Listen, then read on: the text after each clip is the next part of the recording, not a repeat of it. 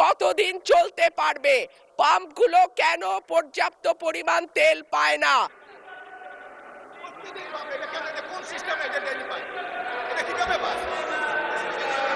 মাননীয় স্পিকার, আপনাকে অসংখ্য ধন্যবাদ। মাননীয় স্পিকার, কাদম্বরী মরিয়া প্রমাণ করিল যে কাদম্বরী মরে নাই। আমাদের তেলের দাম শেষমেশ বৃদ্ধি হইল মাননীয় স্পিকার, কিন্তু তার আগে আমরা দেখলাম কয়েক কিলোমিটার জুড়ে লম্বা লাইন। আমরা দেখলাম মাঝরাত পর্যন্ত ড্রাইভাররা দাঁড়িয়ে আছে, তারা তেল পাচ্ছে না, কিন্তু সরকারের সেই ব্যাপারে কোনো হেলদোল নাই।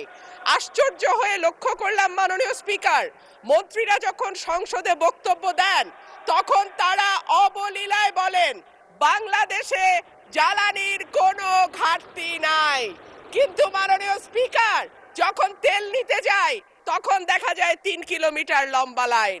মাননীয়